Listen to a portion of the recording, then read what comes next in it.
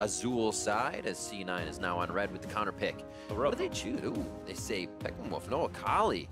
We did see a little bit of love for that in the ban list last game, and she will be banned out for game 2. And Peckenwolf is definitely willing to play the Akali metagame. There's some champions that when they get picked, the champions you then play against them are substantially different than the typical champion pool. And so, you know, there was the GP metagame for a while where I take GP, you take NAR, can you smash me hard enough?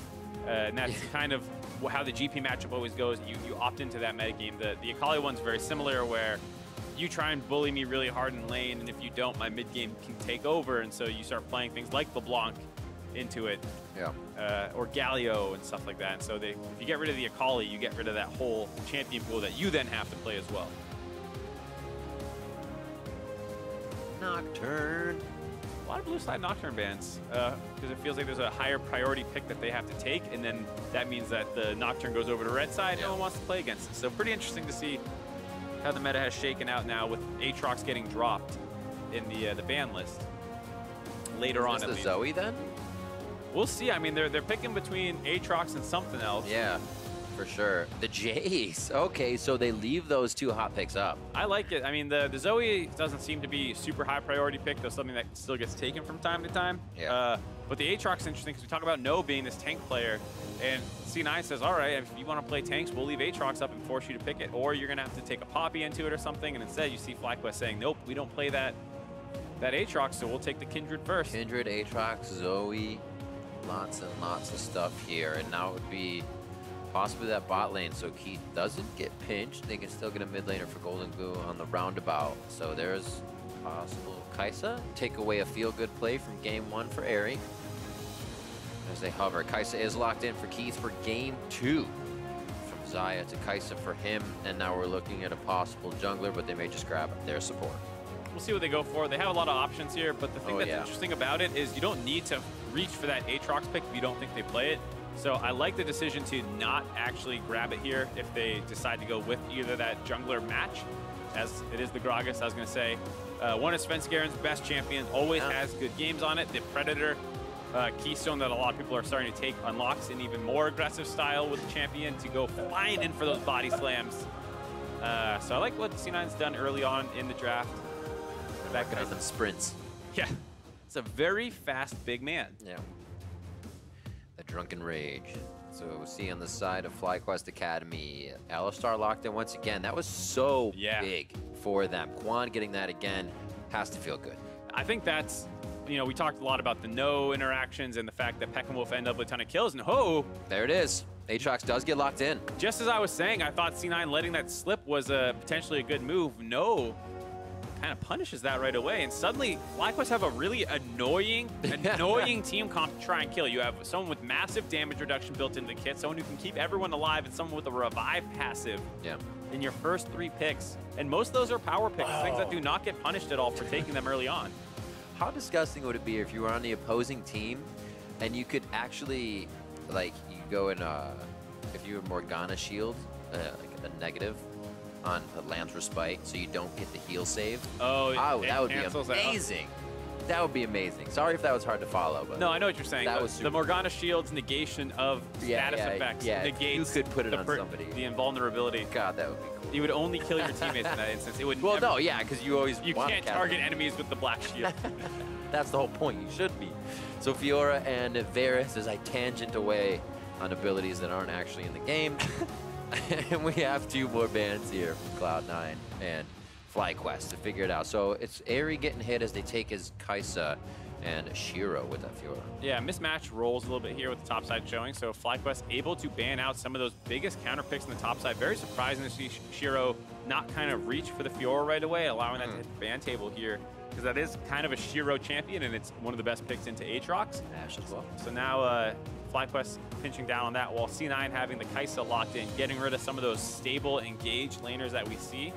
And there's the Poppy ban as well. I really like how this draft has shaped up for FlyQuest so far. Yeah, that was big denial for both Quan and No. Trying to dive in, a little hop for Meteos on that Kindred can be denied by Steadfast Presence, so Poppy is a very good all-around ban. Bring the brand damage. Let's go. Heat it up here in the semifinals. It's going to be Mundo for Shiro, a great safe pick who didn't even really get any love first game in picks or bans. And we'll see see it here in Game 2. Saw it Game 5 as a pick into the Aatrox out of CLG Academy last night. That was also a pick that went through the entire time. Mundo not seeing any tension. And then it actually had an okay laning phase. It did fall behind like a lot of matchups do into the Aatrox, but you generally perform better as a late game teamfight tank, and a lot of people are saying that the Aatrox tends to start falling off if he doesn't have enough of an influence over the early game. And then there's that Zoe pick we were talking about, still very potent apparently.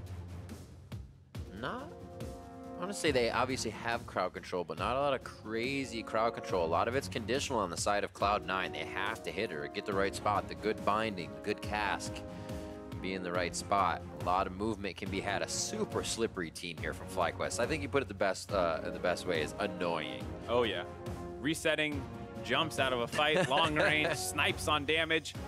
Lots of things for C9 here, but FlyQuest. But I still think C9's comp looks pretty good. Oh, absolutely. I think last time, while I did think that they had a better teamfight comp, it wasn't completely synergistic teamfight comp. It was just like, oh, Ryze generally should outperform the Aurelion Soul in teamfights, and Zyra Khan's really good. This time there's a lot more synergies with the fact that the Mundo Gragas can go in, get followed up with the Orianna, and then the Kai'Sa can play safe backline the whole time with a Morgana shield on top of you, as well as an Orianna shield. So you really have a protect the hyper carry comp for Keith this time around, as well as having massive front line. So they'll have to get to that mid to late game though, because like we were saying, this is a very frustrating team comp, I believe, to play against in FlyQuest. Fist bumps all around for C9, shaking off Game 1. Never happened. Scoreboard says otherwise. Yeah. Until it's Game 5, Mark. Or Game 3. I mean, we'll see. Last time, this is what happened. C9 was a massive favorite versus FlyQuest, and they came in. Absolutely. Had good games, but still lost 3-0 from behind a lot of the time. Hashtag FlyA win. Hashtag C9A win as we get into Game 2 here of the semifinals between FlyQuest Academy and C9 Academy. Now looking at Chronologic Gaming, what that game is going to be like. Tough. Wiggly says, I don't care. We can take either of these teams. Let's see if they can prove them wrong with a little bit more power play coming into this series. Yeah, I think Wiggly's watching these games going, whew, it's not the 14-2 God mode C9 necessarily that we felt like we were seeing for a lot of the time in the Academy League. And one of those losses was to CLG, I believe, early week 1 before they kind of really figured out what was going on with C9. And then their other loss was against Golden Guardians, which was kind of one of those like, they might not have been 100% focused for that game. So, C9 was very close to looking undefeated basically in that season. And if you know that you might be playing up against them, or FlyQuest for that matter, at least you know that this match is closer than it looked on paper. Yeah, I was just going to say that. I mean, you show the scoreboard to anybody, and you'd have to really say, is this kind of a question? What aren't you telling me about like FlyQuest in that scenario? And it is. They have that kind of ace in their sleeve to figure out what C9 does wrong at the right time. And interestingly, I was hyping up the Predator Gragas. We get the Aftershock Gragas. Make me a liar. Nice. Now we can always hope. That's for the rest of the series. If we see it, point it out. Yeah, we'll see about that. We also get the Morgana, a champion that's been seeing a lot of bans recently as a strong pick into some of the other meta supports. Morgana has pretty strong matchups into things like Braum, Tahm Kench, Rakan, and so no surprise to see her getting banned out a lot of the time. Goes through here. Also good into Alistar if you avoid getting Headbutt Pulse comboed where it's onto both of you. You just need to Black Shield whoever it is closer to the Alistar and get ready to counter that as we see the Brush Camp classic. Boom! Look at that airy damage. Tormented by the soil. We'll see how much we're laughing in 1 second here as Meteos goes wrap around. Oh boy, quick flash already. Quan goes in, he wants to get a tag onto Fang as well. He says, get out of here. First blood onto Keith. They hit him right away. Instant punish by Meteos there, having a great series so far and a great start to Game 2. We talk about champions who you don't expect to see level 2 ganks out of due to their lack of inherent CC, and Kindred is one of those, but goes for a really clever gank when combos with Quan having flash. And also, if that wasn't good enough, gets the pickup on the Scuttle Crab bounty. Yeah, that was very nice. So a kill into a mark, the first one not being a mark for her. Of course, you don't mark your target when you go for level 2 ganks like this because that is a huge telegraph. I mean, sometimes you do go for the mind game where you're like, oh, I'll mark you and then run away from you. But if you're really looking for the kill, you want to be as surprising as possible. That was pretty surprising. Indeed. Fast Good fire coming into game 2 here. It's kind of like getting that halftime point right before you go to the locker room, and FlyQuest came out firing again. So they're feeling even better here. Now towards the top side. Looks like they're just going to give a little bit of love to the pressure that No has for the time being, making sure he is safe from his fence scanner. Well, we'll see exactly what Meteos wants. Do they actually want? I mean, he's only level 2, so he's not going to quite have... Oh, I think he hit 3 off the camp just so that they can actually go for this dive. I mean, they should have the damage for this if they can land everything. First, so No goes for the tank first. He has the chance to dive out, but it looks like he's going to take a flash out first. What clean play! FlyQuest from bottom to top, and Meteos 1-0-1. And that time he got the bounty off on it too. Meteos absolutely crushing this early game, almost single-handedly building his team a 1,000 gold advantage. He is back feeling it. He's still top. Ward goes out just a bit ago to keep Shiro safe now. It looks like the minion wave is pushed in. Peckinwolf's going to get it back. Svenskeren says, love for the top side. I'm going to start denying a bit bottom as he has to kind of scuttle for some action, get himself moving. Yeah, tough matchup for the bot lane, so it's really nice that Meteos was able to go and grab them that early first blood to help kind of ease that lane. They did lose their Flashing Knight on their Alistar to do it, and C9 recognizing that they were dead held all their summoners, so the pressure still should be with C9's pushing advantage as Quan struggles to interact in the lane, where it's all range matchups and then one little cow who can't quite do too much. Yeah, this shouldn't be too bad. I'm actually going to keep an eye on what he's levying. So yeah, he's actually double Tormented Soil. They want to keep this lane pushed. It's not actually going to be the E to make sure shield doesn't break. It's not going to be the Q to hold. Jeez, 3 bounties already, 4.5 minutes. Seriously? Yeah, he just got the Scuttlecrab seal. You only need 4. Yeah, Svenskeren was a little late getting there, and Meteos was right on top of that bounty as it spawned.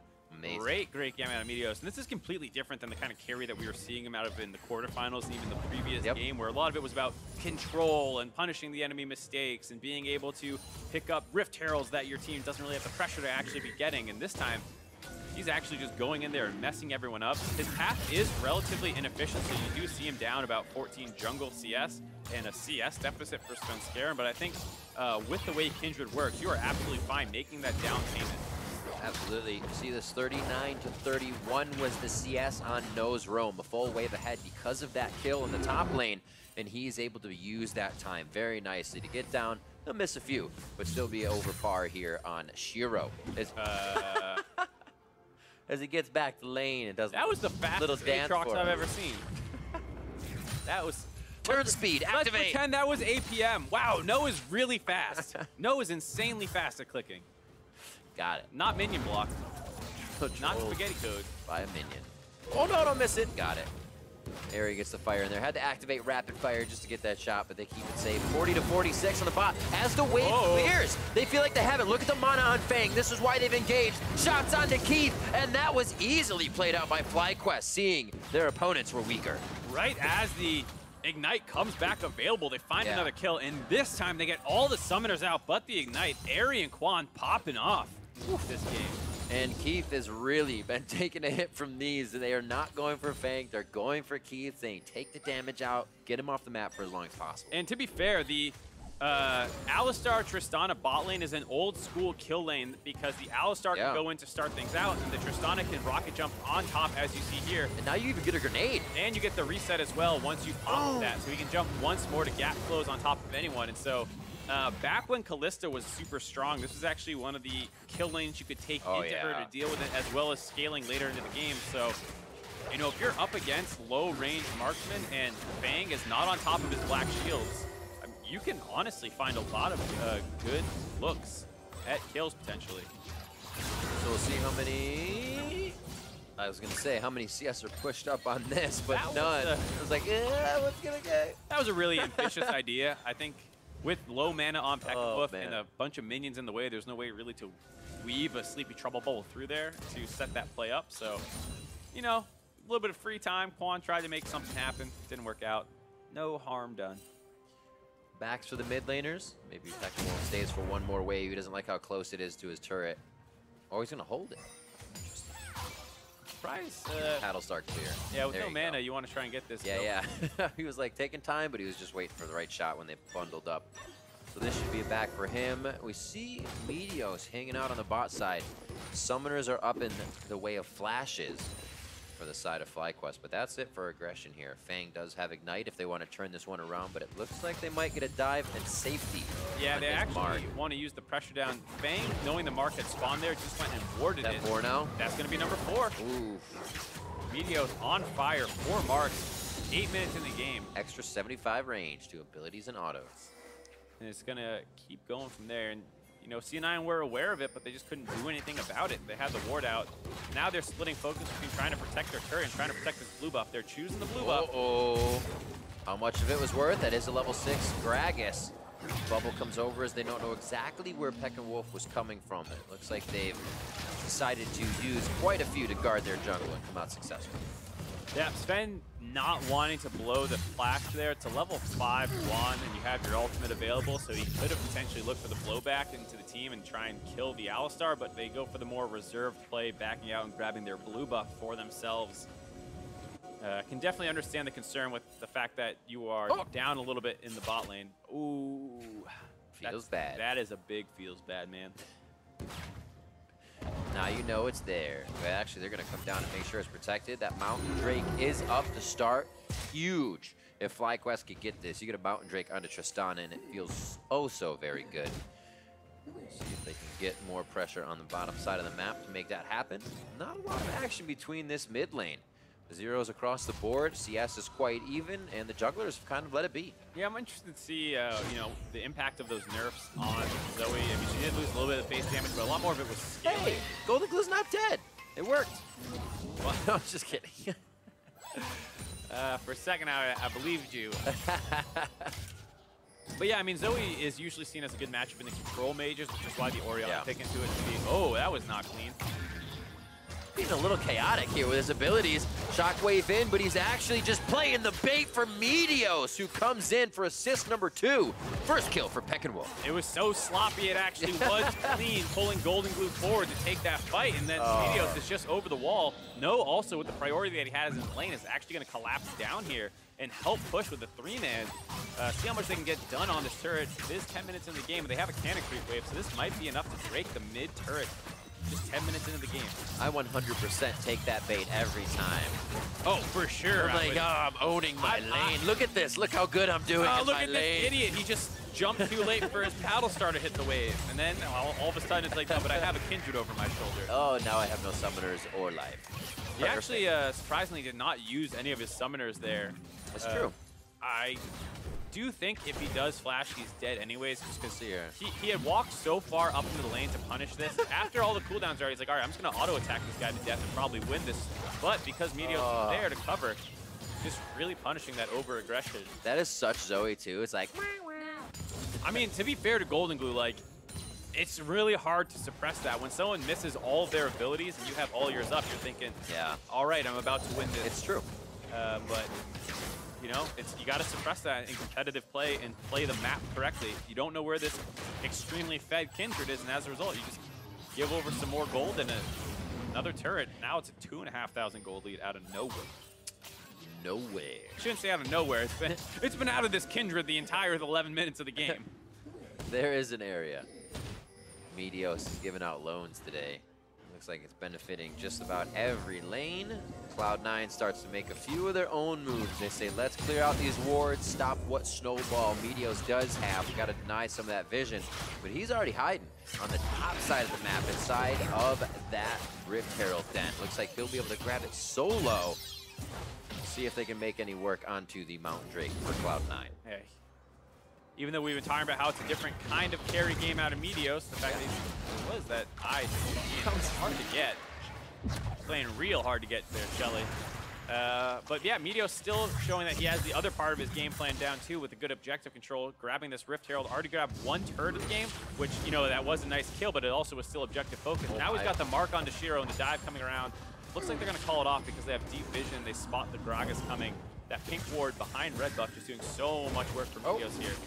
Still going to channel this, which makes sense because the turret's low enough that I don't think the Gragas can stop this 2v2. You don't need to fight it. You can just use the siege and range it advantage that Kindred has from having the 4 stacks unlocked to just go in there and take this turret in front of them. I mean, Svenskeren and ult to try and bait this. You got to be careful. Ooh. Being able to play just outside that turret range with that much damage by No, nicely executed to deliver onto Svenskeren. Now a 2v2 on that top as they push each other back. Golden Glue and Peckinwolf still holding in mid as they decide who can get up first. Back and forth around that mid turret. Still nothing happening in the bot lane, but a 4 for 0 keeps FlyQuest steadily encroaching forward on Cloud9's side of the map. It seems like they're not stopping, and here comes the rotation from Peckinwolf to bot lane. Yeah, I mean, this is going to spill over real quick. Maybe top not. And mid. Well, clearing. Real quick doesn't necessarily mean in the next 10 seconds. Well, I meant ward clearing, but yes, I understand. Doesn't look like they might even need the help. Ever since those kills, oh man, Tristana does come online with pushing a little bit later on to the laning phase. Morgana and the Kai'Sa should have the advantage, but if you lose control of that lane, Tristana's no joke. And now, 13 minutes in the game, all 3 outers dropped. Wow. The snowball is in full effect here. So Cloud9 doesn't really get to play with the early lead they had last game. It's all in favor of FlyQuest this time. Bit of a vice versa here. Blasted back with a buster shot. One more to come through. Bounces forward, says King Me as Airy hops out. Svenskeren's gonna get a nice flash over the wall to keep himself safe at the bottom tier, second tier. And it looks like they will be able to close this off, but the little gorilla hits in and out from FlyQuest are just tearing Cloud9 apart. Yeah, I gotta say, that was all too easy for Airy. Didn't need to blow his heal or his flash, and just being able to get the insect knockback on the buster shot means that when you get the reset from it, you can go once again and follow that flash super easily. And that's pretty greedy farming. Yeah, I mean, they know where he is, but he was just out of vision of that pink ward. There is a pink ward in the blue buff, which does spot what's going on with the rest of FlyQuest, but it doesn't get all the way over to the Gromp pit, I'm pretty sure. So the path that Airy took, making sure to hug the wall as he walked up and get behind the Gromp, definitely helped. I can understand a little bit why Keith thinks like, okay, they're contesting the blue, that's what they're doing. Cool, I have time to walk out. Yeah, you think you can get that wave while they're doing that. A whoopsie. Good cleanse there, but you're not going to be able to cleanse the after CC. Airy doesn't want it. They almost dodged the shockwave, but it does hit onto Quan. The turn of the fight is now coming in, and Shiro's in the front with the Mundo ulti on. Airy now has nowhere to run. Quan's trying to do what he can as a support to Beal as Peckinwolf tries to deliver the damage in. Golden Glue's low, and we see No start to resurrect. Can he end on the world for this one? He goes down as he's dug his own hole. And now it's going to be Cloud9 fighting back. Disaster of a fight by FlyQuest Academy, missing abilities all over the place, which allowed C9 to collapse and punish that one, answering back with 3 kills, shrinking that gold lead just a little bit. It's a good 4-step back into the game. Watch this first. It's a really nice decision to go and wrap around on this play by Quan, finding the angle onto Golden Glue. And so even though he cleanses the Drowsy off, the combo's still going to come through. But that Paddle Star goes wide. Absolute, he should not miss that one, which allows the turn to start coming in. And then Sven goes on to Airy to redirect him. No has the opportunity to go for the cleanup kill here, but doesn't get the knockup, again on the late flash, and then misses the third one as Golden Glue fancy feats his way out of there and stay alive, despite being the initial target who absorbed so much attention. The fact that they could not find those kills on the Golden Glue after missing so many abilities is tragic. 2K gold lead here for us, I should say. Yeah, 2K gold lead for FlyQuest as they still hold on, but may feel a bit tempered in their actions now. Shiro building up the Sunfire cape to start first here. They want to be in these fights for a long time. Killer instinct from Keith. He has the black shield on as it was going to be the crowd control stopper from Quan, and they hit Meteos. Little things now to deter FlyQuest from keeping pressure on objectives, keeping their wards forward, as Golden Glue and team are looking for any way to get their foot in the door here.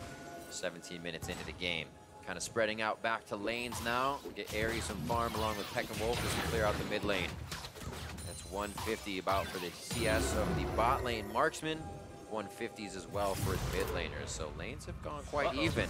It's about how now it breaks up and who can gain control when those turrets are down. A lot of that control in the bot lane in favor of C9. How long can No go? I was going to say, can Quan get here in another fight? But they quickly take him down as he goes on a wild goose chase. Yeah, no wards in the bot side, so it's all too easy for Sven to go and wrap around on that play. And I mean, the Mundo versus the Aatrox, Aatrox wants to get a lot of sustain in once you start getting the Death's Dance or something like that. It did get nerfed with some of the E changes on this patch, so you don't match up versus the Mundo quite as well if he's going to land all his cleavers. And there you see, you actually get a chance to chase down, and because he had to be in retreat mode to try and get away from Sven, he can't actually trade back. Now Meteos isn't going to be able to hold this turret either. Yeah, hello. So nice takedown. You said we just mentioned that all those turrets are dropped for FlyQuest. Now C9 wants to try and do the same thing. A lot of standing gold to be picked up, and if they were able to drop mid and top, they would be ahead in the game currently, considering that gold. Looks like they're just scrounging things right now. FlyQuest pushing in. Big dissonance damage from Golden Glue as he may have taken a fight he doesn't overall want. Shockwave pulls Meteos back. Nicely placed as they get out ult for just attacks. Yeah, not bad by Meteos trying to trade back. Maybe could have flashed forward to get out of that Shockwave and find the kill, but solidified it, maybe? Yeah, I like it. It's a big commitment to go for, and I can understand not wanting to get over aggressive. Dang. I'm kind of thinking about that, and it's so hard not to. Even if I told myself all games to not go for a play like that, I still... What, the flash forward? That would have been one. Be like, oh, but just this one time. I mean, it's tempting. It's super tempting. You saw what happened with Golden Glue, though. There's so much position loss if you go down, right? You lose that person, and then there's so much more free movement for a C9. Less wards to be cleared here. Sweeper on Meteos would have been down, so many factors goes into just one person being off the map for a little bit of time. That's why late game gets so strenuous and chaotic. Yeah, I mean, you're talking about these over-aggressive plays that then gives the enemy a man advantage. You saw Golden Glue, that one time he walked up to auto-attack Trace and killed, and they lost their mid-turret off of that. That's kind of what kicked off this snowball that C9 had since stopped rolling downhill for the most part. Able to get some of those wards out and figure out where FlyQuest was actually trying to produce these attacks.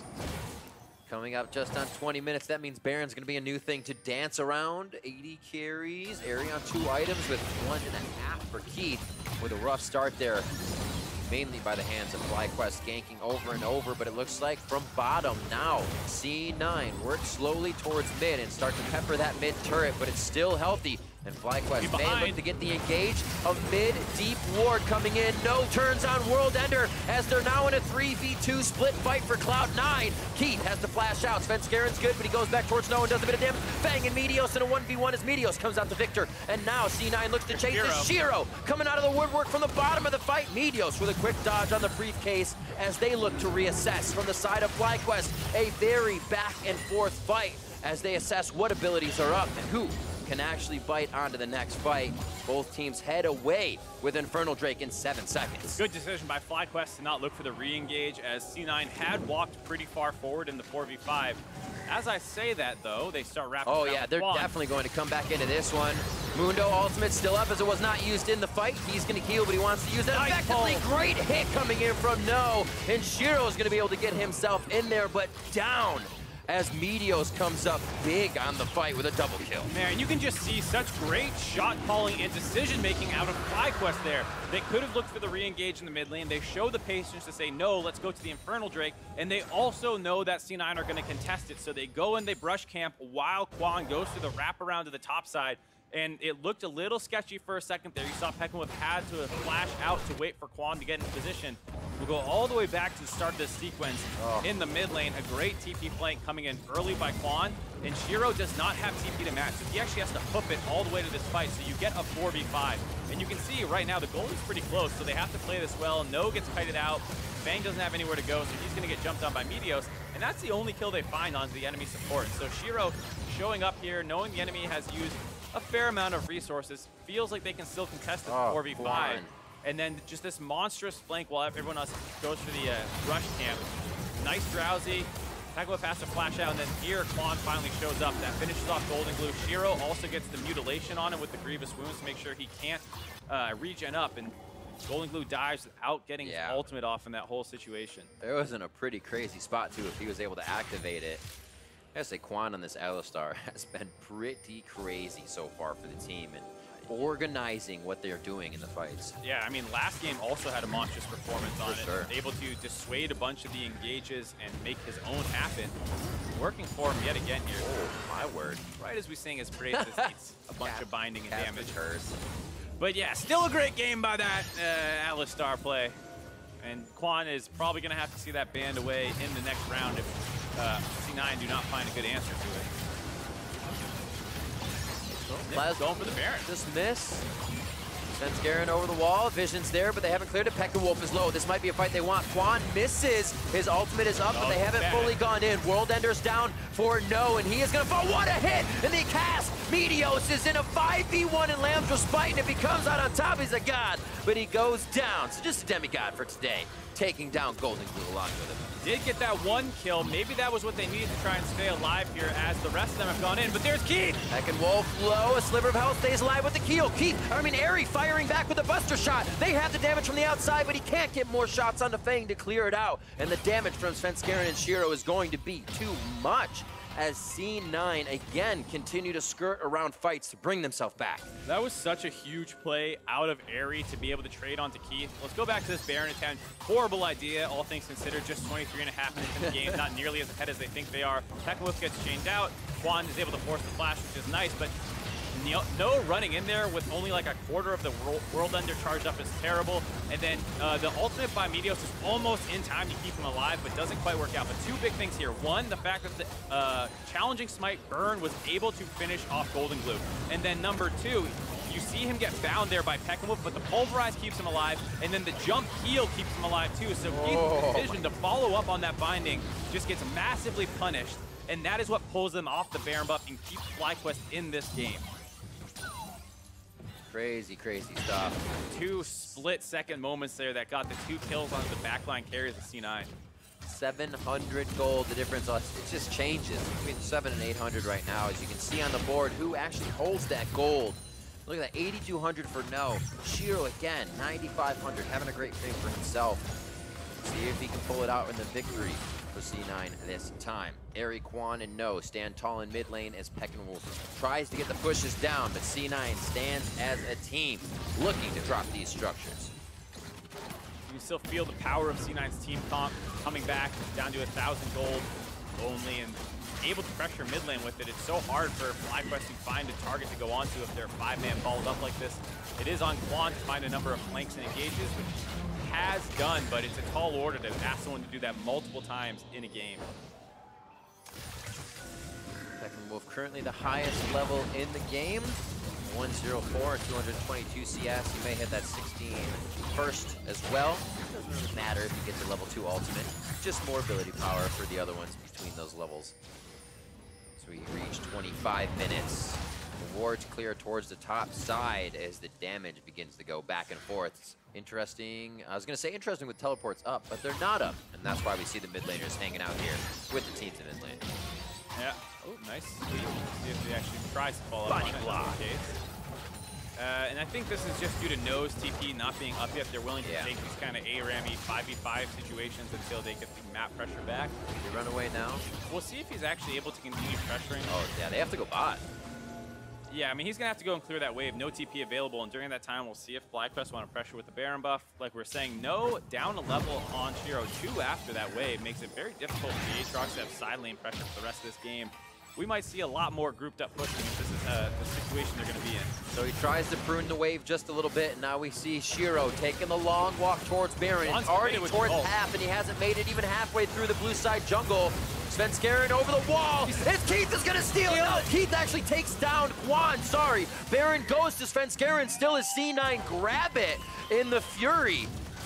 And the chaos of Baron. This is huge for Cloud9 as they start to push down mid. They didn't even Shiro for the fight. Svenskeren comes up huge with the black shield from Fang. And now they're trying to go onto the mid-tier turret. They should be able to drop this quite fast. How can FlyQuest respond? I don't know if they can, Riv. They have such a strong 5v5 team comp with this front line able to stand in front with the shields as well. This looks like it's going to be an inhibitor dropping for sure. Let's see what else they can get with it.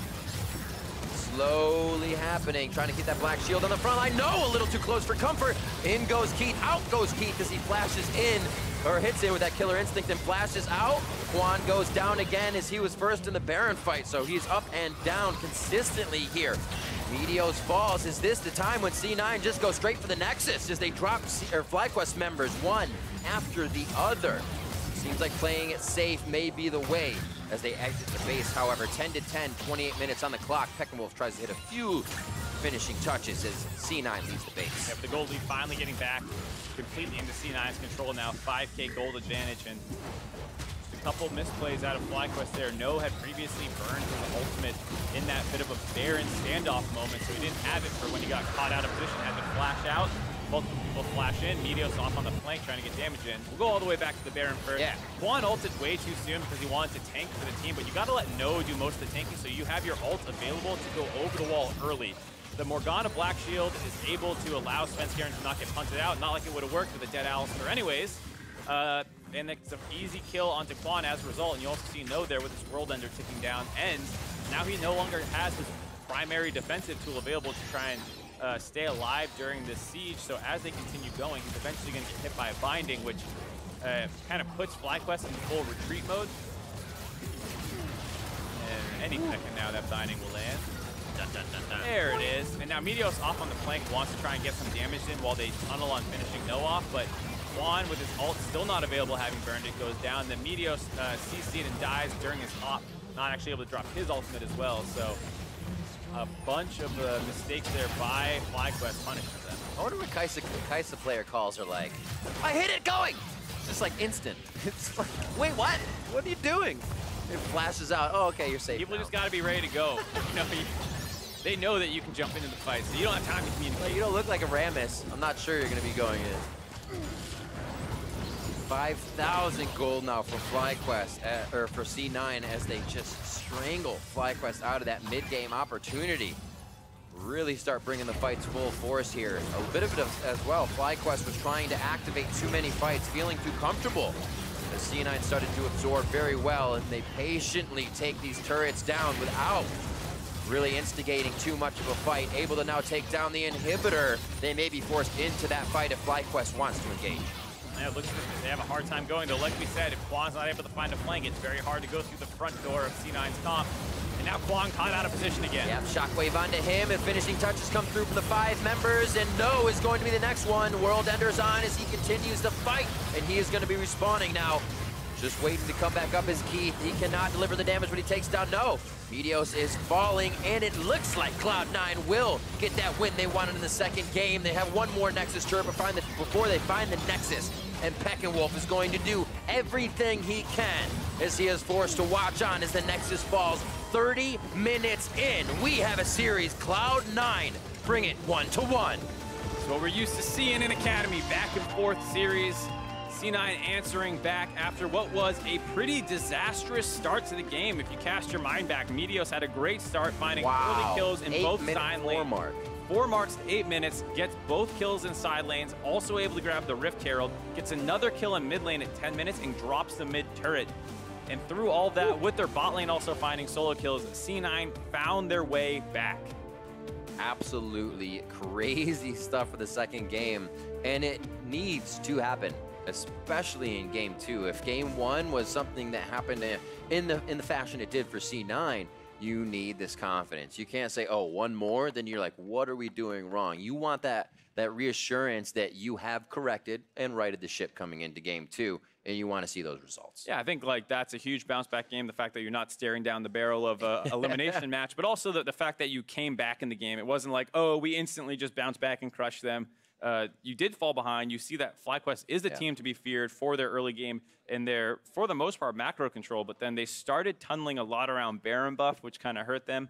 I think that was a big problem, as well as just mechanically in fights. They misplayed to the point where it becomes very hard to win those consistently. Yeah, well, C9 prevents the 3-0 this time around, and they're looking for the victory as they move on with this game 2 win. For more on that Cloud9 victory, let's send it over to the analyst desk.